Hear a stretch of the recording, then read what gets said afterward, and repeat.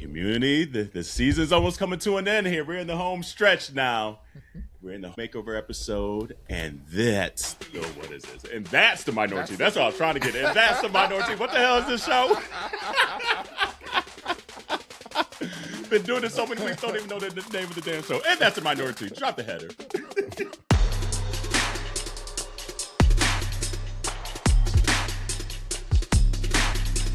All righty, ladies. Like I said, it's in the grand stretch of things here, you know, and things are heating up. And now it's actually my favorite part of the season because now it's just like, okay, especially if the queens are good, it can start to twist a little bit and just be like, okay, people get hot at the right time. People start self-sabotaging at this point in the season. And you really kind of see what folks are kind of made of. But the makeover episode, and it was kind of cool this year because they continued to find little twists on how to do kind of the makeover episodes and who they invite in. And I thought this was actually kind of a cute episode to kind of invite the Gay Rodeo guys in. And before we go further, it kind of hit me hard at the end where they said R.I.P. to Terry, the guy with the Fu Manchu. Yeah. I was like, yeah. Damn. That was such a shock to see at the end because I absolutely loved him in the episode. And the fact that he hadn't shaved that in so long too. Right. And he was like, it can go. I was, So that one, and also shout out to all the queens who also took time to like just give him his moment and spotlight, you know, once it came out and just, you know, also just thank him for being a part of that as well too. So it made me also just like, I went and actually added all the queens. I barely add any of the girls on Instagram. Yeah. And I went and I added each and every single one of them on Instagram. Yeah. I was like, y'all are beautiful people for this. So for sure. And it's cool just to kind of highlight the Gay Rodeo because it's just juxtaposition. And it's something we do on the podcast a lot. That's why we call ourselves the aunties, of just like this masculinity and femininity energy that we could be all of the above. And it's cool to highlight maybe something that you just don't hear about all day, every day. Like I knew there was a gay rodeo, but I don't pay it too much attention, quite frankly. But now I've been to the gay rodeo. Like, wait, say again? Yeah, I've been to the gay rodeo. And Did you really? Yeah, and there was a gay rodeo competition that I went to in Vegas back in the day because, you know, everything was happening in Vegas. Okay. But that was back when there was like softball, volleyball, and the gay rodeo at the same time back in Vegas. Wow. Yeah, so I think last time I went, almost 20 years ago. It was like 2009, 2010. Ooh, she's getting a little longer. She's getting up there, Dawon, right? A little bit. She said, now, wait a minute. Let me count the years. Carry the 1. Carry the 2. Two whole decades? Was this close to the 1900s? Maybe. It sure Before was. or after? Uh-huh. I know that's right. But yeah, and it's cool that they highlighted just like kind of just different ethnicities and things like that just to show the breadth of the gay rodeo, even that world. So I really actually enjoyed this episode. And it was cool to see how catty they were and how shady they were. Yeah. I was like, it don't matter. If your ass gay, your ass a little bit shady. I have to say, I love that part of it.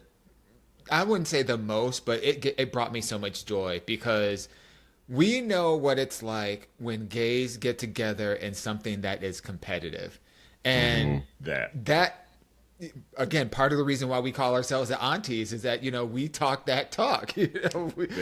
And you can just tell that these guys were family. They were community. They were, you know, like they have their own little jokes. They have their own, you know, they were you know, already sizing each other up on who's going to be able to, you know, look the best and perform the best and, you know, be with the best drag queen, and seeing them kind of shade each other was just like, this is family. This is what. But it's also though too just the fact that like for this makeup challenge, they had contestants who were competitive as well too. You know, we've seen moms, we've seen dads, we've seen people who are just kind of like, oh yeah, sure. Like I think it was firefighters the last season or something like that.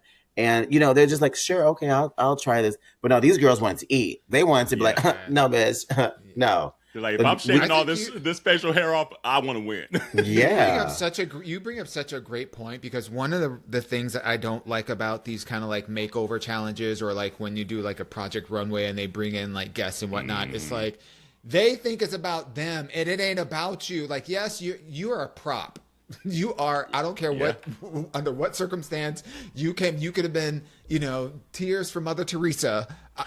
You are a prop, and so, like to come into these programs being kind of demanding about what you want because we've seen in previous seasons where people have come into the workroom and they're paired up with whatever queen that they get and they're fighting them on a color, a glitter, a this and that, and it's like you forget that this is a competition and it's a reality TV show.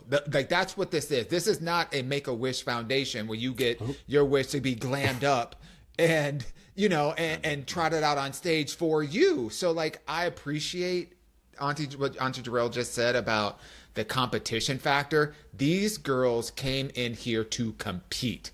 There says nothing's holding me back. Yeah. And I thought they did a great job in this episode too, before we kind of get into all of it, of showing the humanity as well. Like there was a vulnerable part of this episode too that they don't show too often anymore, quite frankly, on Drag Race. That didn't feel manufactured, didn't feel forced. It was just like, oh no, let's really kind of like talk it out kind of thing. And I was like, wow, this episode actually kind of moved me in ways that I didn't think it. Like, I forget the gentleman's name, the black guy here, just talking about like his struggle with Jason with his struggle with like masculinity and things like that, and being in the military and having to skirt that line and having a friend of his be beat up and killed because he was gay and things like that. So it's just like you kind of hear these stories, and I will say like, here in 2026 is nice to, at least I'll say for me, to be able to be out and things like that and freely and happy and things like that. But you kind of forget sometimes like the struggle that it got to get here. And to hear these, you're like, damn, that's right. Like this still happens, A. But then B, it's just like the struggle it was even like 20 years ago, 30 years ago, and how you had to constantly skirt these lines and oh my gosh. And let's brought not up emotions that like I maybe continue to maybe just tuck away because I've dealt with it, but they're still there a little bit, whatever it may be. Kind of brought some of that back up. I'm like, oh God, those emotions again. I forgot about that. Yeah, and you're right, Kerel. I mean, like we are fortunate enough to be able to stand in our truth and not have to worry about our backs and not have to worry about our fronts and where we lay our heads and stuff like that. There are still so many people in our community that have to worry about those things, So I do like that your point, that humanity part of the episode that just reminds us like, hey, we may be gay, but like not all of us are out here living in our truth and walking in our truth. Yeah. Right. I also just love the representation. I mean, visually looking at the people that were selected, you have different body sizes, we have different complexions. You have somebody that was from, I believe, the Navajo Nation, and if I get that wrong, different ages. But the different ages, and then also, going back to Jason, the black guy, he's also Jewish representing. So we got to see, I don't know if that, and again, don't come at me because if I don't know the right term, but if it was his yarmulke, if it's called something different, but being able to see that was so unexpected. And again, it just goes to the diversity, even within our own community. That there are black Jews, there are black Muslims, there are black, this, there are black that. Like, we're not all, from, Baptist churches and, and have similar backgrounds. So it's cool to just be able to see, I don't know if this was as intentional in their selection process, but I like the optics of this in that it shows a lot of representation. Yeah. No, all right. And low key, I'm glad that there wasn't a girl in there as well. I want to see guys transformed into drag queens, not women transformed into glammier women. I'm kind of glad about that as well, and I think that makes especially it the stereotypical challenge, ruggedness of it all. Like I just love that play on masculinity and feminine energy. Like I just adore it. So before we get to Mama Ru, what you wearing, boo? Who would you want to do your makeup from this season? Like if you were one of the Gay Rodeos, and what you know now. Obviously, they go in, they don't know who's good at it, not good at it. But we got the privy of who's painting this season. Anyone that you're like, okay, I want her for sure to do me.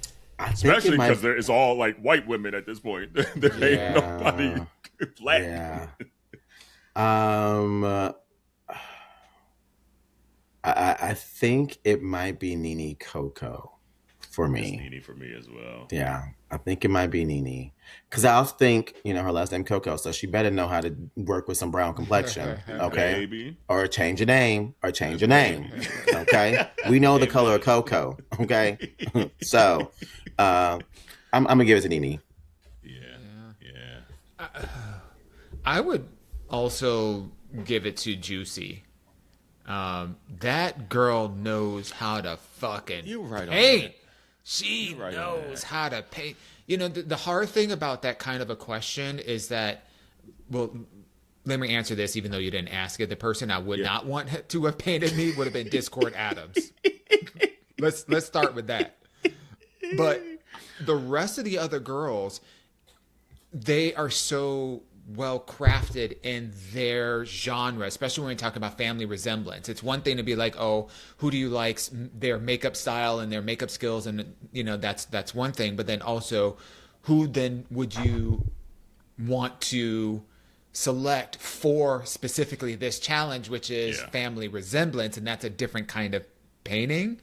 And I just feel like all the girls, with the exception of Discord, let me rephrase. Actually, all of the girls did that job, the second job, which is paint like them on these canvases.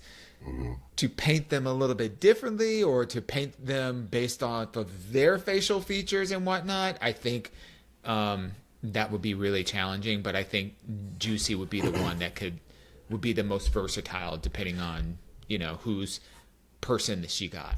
Well, since you opened the answer, I want to apologize real quick, because I forgot about Juicy and that she was still in here. And I think Juicy's like Afro-Cuban, so she black. So I apologize on that. I want to correct that right now.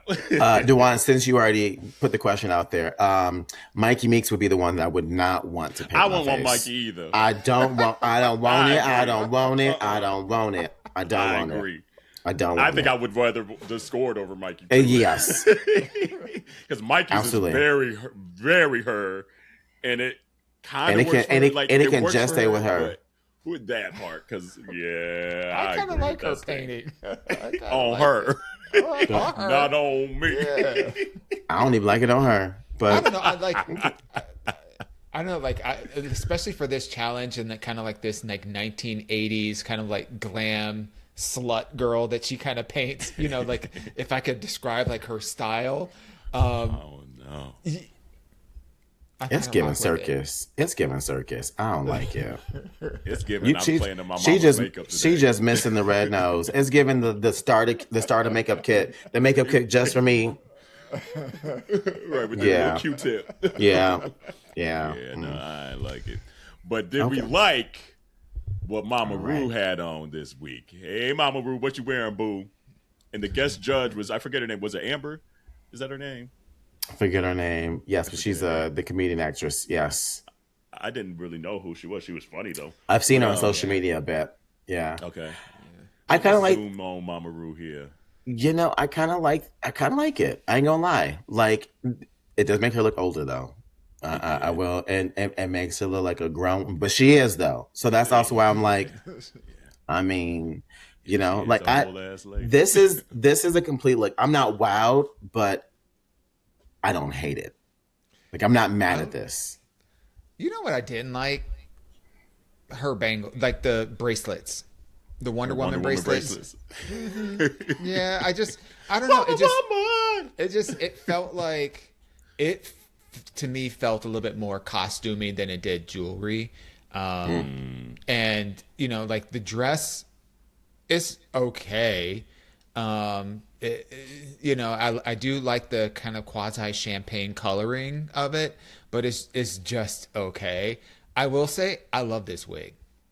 For a short wig. We've seen it every other color this season. She's in rotation, but I like this. I like this wig. There's something about the shine of the structure of it for me that just okay, this is a good one.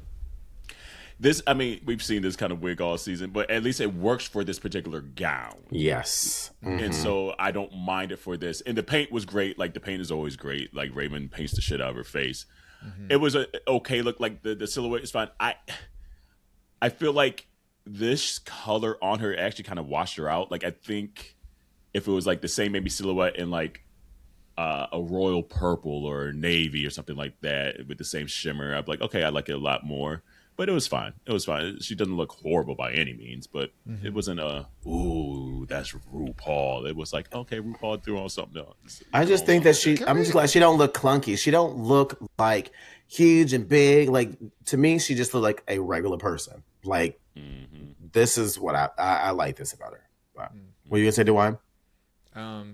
You know what I didn't like was Michelle's shake and go wig. Yeah, her little blunt bob. I'm just like, it reminded me of Anderson .Paak when he was. I like Anderson's wig better than this one. I don't just something about the cut of it felt very shake and go to me. And maybe it wasn't. Maybe this was like a custom wig or whatever, but it felt very like Amazon. Cheap. Yeah. I don't even like the outfit. Yeah, this is the worst she's looked all season. Yeah. For sure. But La Roche bust down, I want that though. I know. I want that wig so bad. I'm not even mad at the outfit. The outfit's fine too, but I want that wig so bad. Yeah. He always comes out with the Naomi Campbell's. Right? Well, until he does the Oscars. But anyways, right. So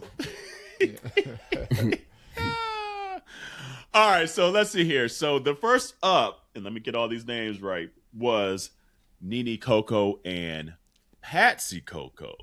Yeah. What are we thinking about their runway and their Hated story? And here's too is this family resemblance is the runways, and we know Michelle's a stickler. RuPaul gave the speech throughout the runway or the room and all that. They'd be like, "Hey, y'all know Michelle's sticklers," and there's a lot of chatter right now on the interwebs about Michelle. Even like Shea Couleé just put something out asking like, "What the fuck at this point does family resemblance mean?" Because one season you say one thing, and the next you say. I struggle with it. Number one, because RuPaul made it a point to say that this is Michelle's thing. But like it's been so inconsistent throughout the course of the years. And it almost feels like it's not family resemblance, it's more of a branding challenge. Like, maybe in my mind, can you put these individuals on the stage without the queen that made them up? And they are part of that family. You know instantly this is Juicy Love Dawon. This is Discord Adams. This is Nene Coco. If you take Nene out of this and look at just the other person, can you tell that this is Nene Coco? Yes, you can. Girls, I would. You can. Yes. You can, and you can tell by her makeup and her eyes and the eyelash. She has that signature little thing that she put on her eyelash that she does, and she did it with her as well too. I will say in this episode, I feel like it's been a long time since we've seen so much disagreements on what family and this actual theme of the challenge. That's just because it's subjective. You know, like this easily gives family resemblance. I mean, before you can even get to a butterfly, you got to be a caterpillar. If this is mother-daughter, well, the daughter needs to be a caterpillar before she can become a butterfly. So, like, I understand where she was going with it. It's not a reach. The only thing is, like, do caterpillars don't have wings? That was the part that I don't like. That's the part that I don't like. Oh, maybe that's... Yeah. Okay. So, I mean... Okay, so I get that. So, I mean, like, so... But again, you still knew it was a caterpillar. Like, you knew it was a caterpillar. That's the law not, like, didn't. It's not. No, it is. It is. Everyone read that goddamn book with the caterpillar going to the goddamn apple. Everybody reading that book since 1972. That's exactly what the goddamn caterpillar looked like. It ain't hard to. We all read the book. It ain't a stretch. I was born in 1976. I don't remember that book. But you look, and that's 6 years later. That's 6 years later. So you were reading it in kindergarten because it came out in 1972. So there you go. Hold on, that's like that. Ooh, damn, 1976. Damn, 19. Ooh. Yeah, like I struggle with this episode, this part of the episode, and it feels like as the seasons go on, it gets harder and harder because literally in this whole episode, it's like you can't wear the same color wig. That don't mean it's family resemblance. You can't wear, the same kind of tweed even if it's a different color, or you can't have blonde and black hair. Like it was so all over the place. So by the end of the episode, I was like, I don't know what the fuck like it is, but I think you might have nailed it then, Dawon. It's just like, okay, if the makeover came down and if Nene wasn't next to them, would you know this was Nene? I think so, because the paint alone, and honestly, even the aesthetic of the garments, you could tell that because Nene makes everything. So like even aesthetically of the garment, I'm like, okay, that looks like something Nene would probably throw together. Will we be able to say that for others? Maybe, because some of it looked trash, and you're like, well, it looks like this queen, so it is what it is. So with that, speaking of, I would know this was Mikey Meeks because I was like, oh well, aesthetically it's hers. I mean, it's the makeup. Aesthetically, it's Michelle Visage. You really want to be. And that's why she won. That's why she won. That's really why she won. Michelle Visage's criteria for family resemblance is you need to look like me, bitch. That's what it is. That's what it boils down to. You need to look like me. Because if it ain't me, it ain't a family. Her daughter's face is painted so bad in this. I do not like her face in this at all whatsoever. I just, and I will say this, and this picture right here on this screen, Mikey's looks okay, but it's because it's from a distance. So, this was the bottom for me. Like, there's no creativity to truly trying to have like a family resemblance. Like, you just literally threw us the same dress on, but gave a slit. And here's the thing: maybe she knew the game though. Like maybe she knew how Michelle is, and she played to it. Right? And that sucks that she had to do it, but it's just like. But I think that's the thing, though. Like, it's a competition. I don't think that's the game per se to me personally, because you think about all the love they gave Darlene and stuff like that as well. If this had not looked so much like Michelle Visage, she's not winning. And that's the truth. If it did not look like Michelle Visage, she's not winning. If this was a blonde wig and it was like a white and gold dress and it didn't look like Michelle, she's not winning like this. This is doing the bare minimum, where you got other girls who are making different garments that still have a theme to them both. I think we're saying the same thing. That Mikey played to it. And I think she got lucky. I think she got lucky. I think she got lucky. If I'm being honest. Very well could be. I mean, aesthetically, like, Mikey is just not aesthetically my kind of a drag queen. Nothing that I would want on me and things like that. Like, but get a 10-foot pole, stay keep it away. I don't want it. Ew. But again, like, ever since that episode that Mikey got in the bottom and the queens were like voting against her or whatever, she's played the game quite well, and I have to give that to her. She's the rated queen. Yes. Yeah, the rated queen. Mm-hmm. She's played the game very well post that. So like, I can't hate on that. Even if it's not aesthetically my kind of thing, I get the competition part of it, and that's why Mikey's probably sneaking her way into the top 3 at this point. But I mean, like, all the other girls are playing the competition as well too. Different strategies. I to me, when people say they're playing the game, the thing with games is there's multiple ways to play a game. She's playing it this way. She's playing it this way. Yeah. The other girls, like, well, I'll point the other girls out who are playing the game, who are doing, I personally think, a better job of playing the game. But we also know you got to make Ru laugh, and you got to play to the judges, and that's what I'm saying. So they ain't playing the game better then, because they know the number one rule. They know the number one. Okay, so then I'll say this. So I'll say this. Then they're talented. They're more talented versus playing the game. There we go. That's the part. That's the part that I guess that I'm really kind of zoning on, because this is not giving anything. Yeah. On that note, Dawon? I will quickly say, I forget this gentleman's name. It was cool to see his storyline of being like, drag is back into my life now, and the struggle that he had of saying I kind of hung it up because of this masculinity, femininity thing. It's cool to kind of see the jurors back, and you could tell he was enjoying himself. So that part of it, even though aesthetically it's not my tea, it was dope to kind of see that energy come from him. He was sashaying down that runway. I was like, oh, he feeling himself today. So like, okay, now. All right, what we thinking about Miss Juicy and Lucy Love Dion? I love the color contrast. It just looks so good on screen. Yeah. They look so good. And like, that face is beat. She's an auntie. She's an auntie. For real. Like, I was when I saw her in the workroom, I was like, I'm curious as to how her personality, which was dry. Yeah. It was very dry in the workroom. How that's going to show up on the runway. And her presentation, although reserved and very much her personality, it like she did what needed to be done. Yeah, I was very 1000%. very pleased with this pairing, with this grouping. Like, you know, I can see the family resemblance in terms of like the outfits and everything. I love the vibrancy of it.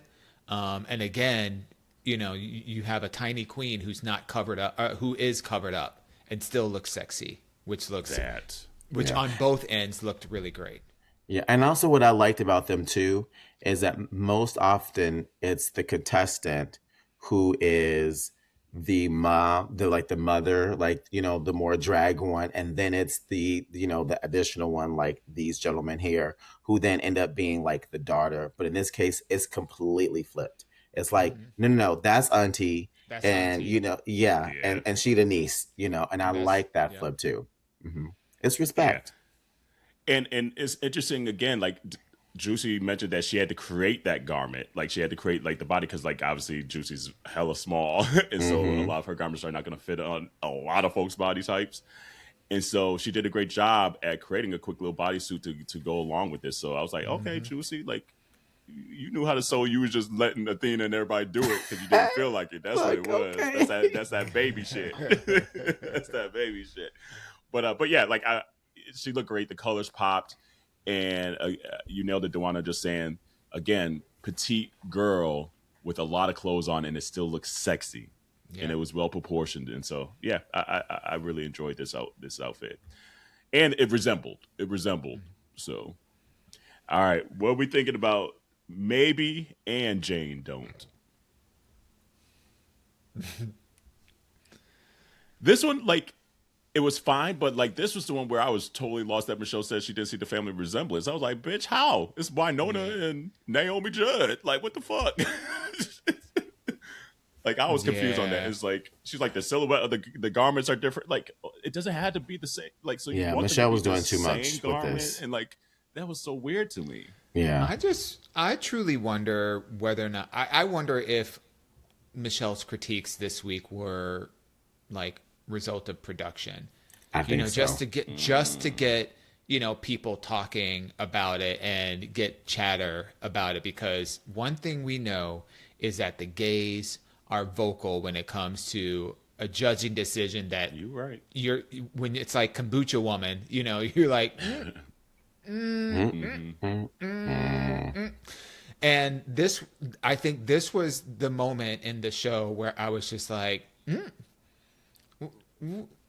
what is you talking? What are you smoking, girl? Because this,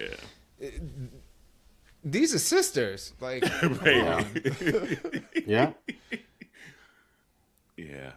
I was thoroughly confused. Is it my favorite? Like, is this the best of the season for Jane? No. And again, Jane's aesthetic is another one where, like, I could tell that she does things well, but again, it's just not my aesthetic. Yeah. And honestly, this might be the farthest from a lot of the other stuff that she's shown. I was just going to say, because she don't look as old.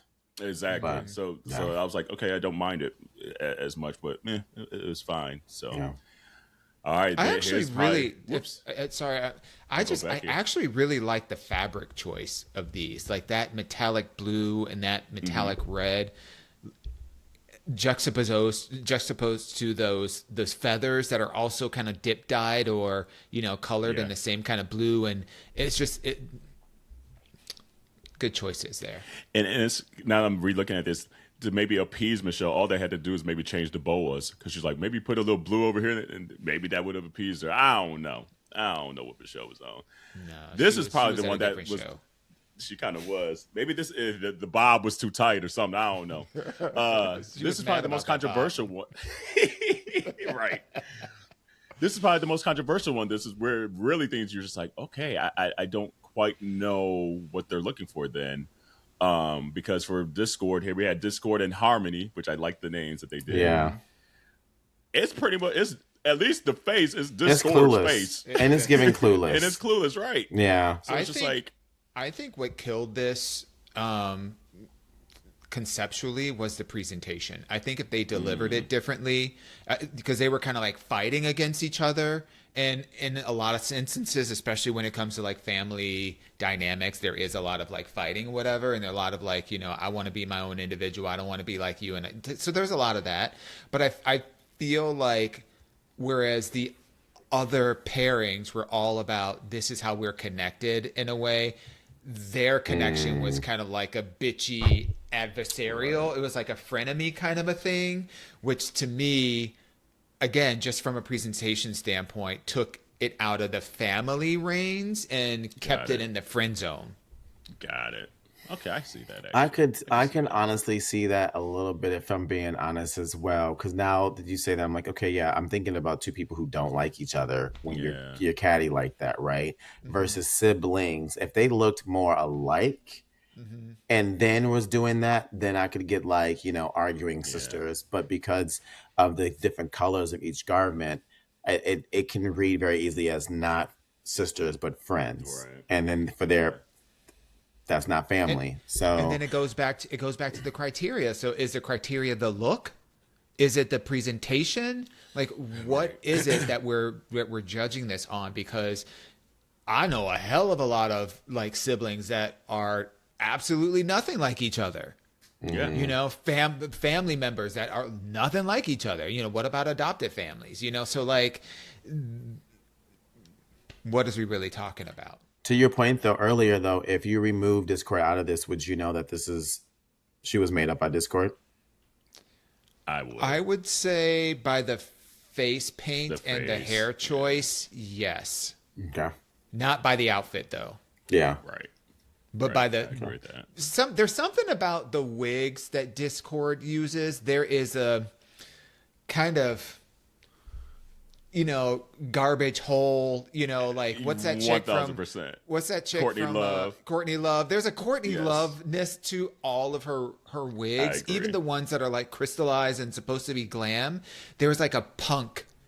There's a punk that's in it, and so if I were to see that head just from the neck up and look at the paint job, I would say, Discord.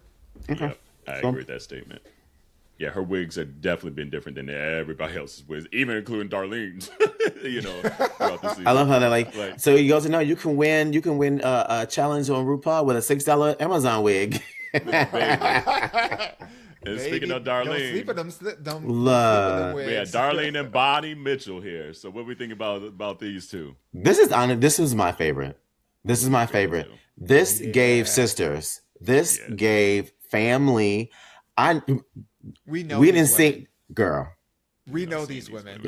Absolutely. These are kind of women that would give you bubble gum if they didn't know you. Like if you were 5 years old in a store, they would give you like, here's some double mint. You know, like these kind of chick.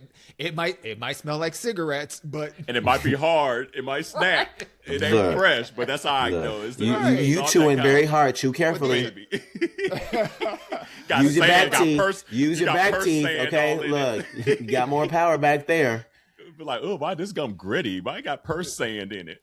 they got a black friend named Loretta. Like we know these women. Yeah. We know these women. You know, they drive around in like a Cutlass with no suspension. Come on with that Oldsmobile. Yeah. Come on now. You know, we know these are the women that are showing up. They had a Pontiac Grand Prix. No, they in a station. They in a station wagon. They're in a station wagon. No, these two are in a station wagon. It's like we grew up in the Midwest. We all know. These women. But again, it just goes into knowing yourself as a drag queen, knowing yourself and not trying to be anything else. And that's what Darlene has really done, especially the second half of this season. She's like, I you know what? Stop second guessing myself. This is who I am. This is the aesthetic I have. It's not going to be the same wigs you have. It's not going to be the same garments you have. But I could bring this character to life each and every week, and that's what we see. And the joy exudes from it. So she killed it for me. She killed it. 1000%. This was my favorite of the night. Yeah. And again, to the criteria we're saying, you would know Darlene put this together. You would instantly know. Be like, oh, Darlene did that. Yeah. Yeah. So. All right, so well then the top picks of the. Oh, go ahead. I was just gonna say, like, and this, like, this strategy, this look could have gone completely left. Oh, God, I think let's give it up to her partner, who was Chris, who stepped up to the plate, because if you think about it, Darlene has a very effervescent, bubbly personality, and if you're not on that same level, like, you can just see it in the and the smiles on their faces, like they're surfing on the same energy. And Chris, who is the one that was dressed up, loved this makeover. Yeah. I mean, if you think about Darlene's aesthetic, though, it's very Midwest. You think rodeo, like both of those kind of go hand in hand together. I know this woman too. Yeah, I done saw her last week at the last rodeo.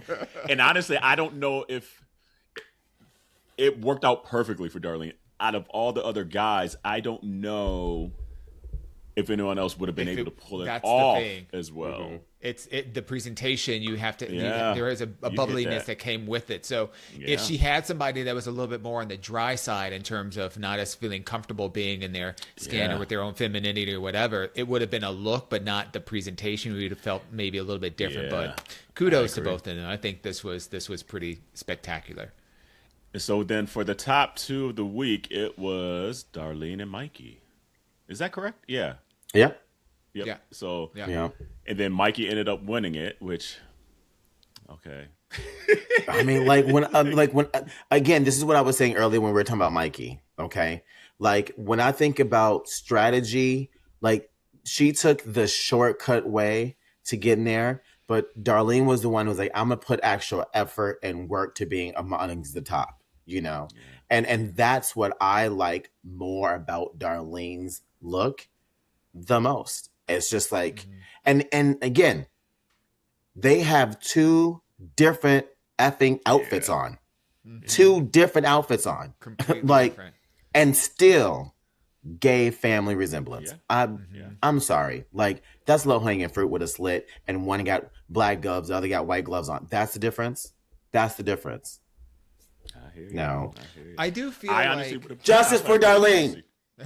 Justice for Darlene. I do feel like this was a production win. Like, this was a win. Like, if we, in our last episode, we were talking about like how the final four might stack up.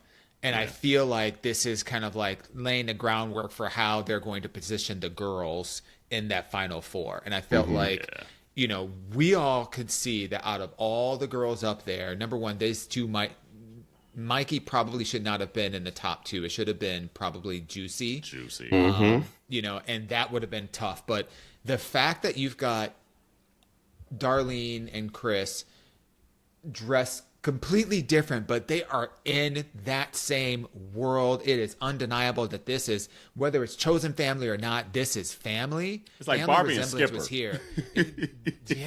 Like, I feel like production gave it to Mikey, perhaps because again, they wanted to even out some of the Jane versus Mikey of it all. Yeah. You know what's else funny too? What's her name is wearing Jane's, not Jane's, is wearing Darlene's shoes, those clunky shoes that they're like, stop wearing. Like, I even love that little just kind of, tidbit. Not, anyways. This was a good week. This was a really good week. It was actually it was a fun week. Sometimes you'll go in and you'll be like, oh, damn, they didn't fucked up these these makeovers. It made it horrible. But I feel like every single one of these queens probably really enjoyed the makeup experience, the makeover experience, and, might be even more. I love the fact that just as a consolation of participating, they got, a $2,500 thing of Anastasia makeup or whatever to continue their drag journey. I was like, oh, that's cute. I like that. Exactly. Yeah. I enjoyed that as well. And then for the bottom two, it ended up being Nene and Discord. And then it was Discord, and we knew it. Like, the second, Discord's just not a lip syncing queen like that. She actually did all right, but like, against Nene, you just knew. And it was just her time. It was just her time. Like, we just knew she had never really been in the top and things like that. So it was just a quick way to get them out. But now that we're down to the bottom 5 or the top 5, however, or the remaining 5, however we want to say it, who's going on? And then next week's episode is what is kind of almost like a I don't even know what they're calling it. It's almost like a TV show, for lack of better words, like a variety situational comedy variety kind of show thing. Who's going to make it to the top 4? Who's going home next week? This is where I feel like Juicy's gonna end up in the bottom again because she struggles with any of those type of acting challenges. But like we talked about over the last couple weeks, who the fuck beating Juicy? I don't know. I agree with y'all, and this as far as I think Mikey Meeks has made it into the top 3 after this, and I think Darlene has as well.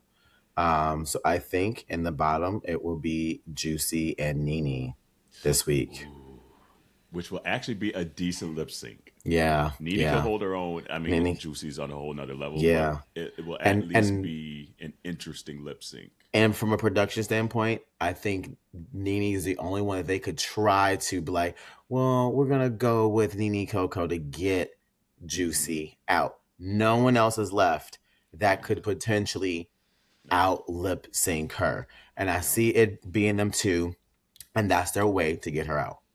Interesting. Yep.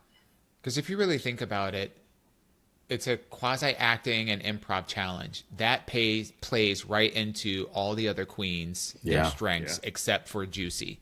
So yeah, we'll see. Yeah. We'll see what happens next week. And also Nene, because Nene be in her head all the time. Yeah.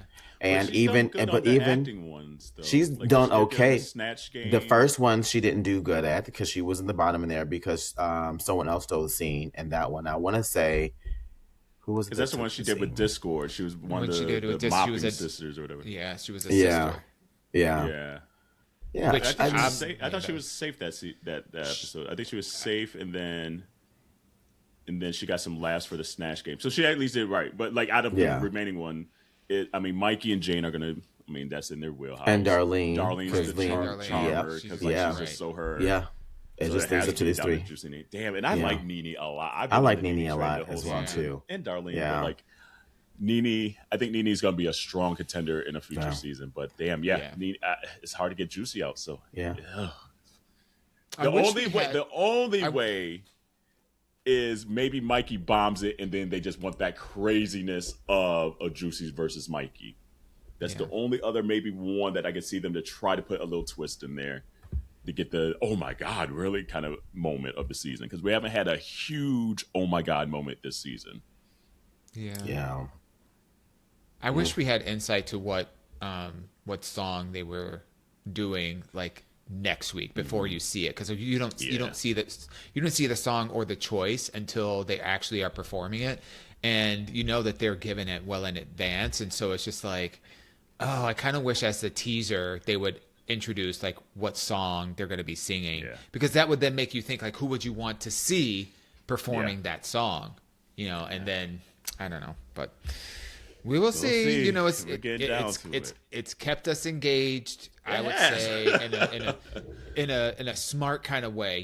Kudos to the whole team for really thinking about how to keep, not only from a casting perspective, they got a good cast this year, but also just from a production standpoint. Agreed. Yeah. And then shout out to Darlene, the little clip that's going viral this week of her doing "Cater to You." Baby, look. Ooh, you blow me away. I'm like, okay, Darlene, what you know all these ad libs? Look, and do. But community, let us know who's your top 3. Who's going to win it? Let's say that. Is it Jane's to lose? Yeah, I feel like it's definitely Jane's to lose. I think it's Jane's to lose as well. She's like the technical winner. Yeah, she's like the technical winner. So like it's gonna take something pretty spectacular over the next couple of weeks to kind of like knock her out of the. Yeah. It just the whole season, like you just feel it. Every season, you just kind of get this little instant gut reaction. And Jane's always been the one this season where you're like, Yep. She's a prepared queen. But you know, we do like seasons where there was a really strong character arc, you know, where somebody has grown. Like Jane has been consistent, you know, which kind of cuts against her in a way. It's like, yes, she's really great at all these challenges, but it's like, okay, now I know what to expect from her. Whereas with a lot of the other ones, it's like a wild card. You never know. Like, have they finally learned, you know, how to step up to the plate? Are they going to do it this time? You know, are they going to fall? Like, is it going to be epic? You know, those kind of things. Yeah. So, all right, community, let us know your question or your question. Your I was thinking of ask your aunties. Your winner, and we're looking forward to the final. I think we only have 2 weeks left, so we'll see how it goes. And that's the Minority. Wash your hands, your legs, and your ass. See you next week. Bye. Bye, y'all.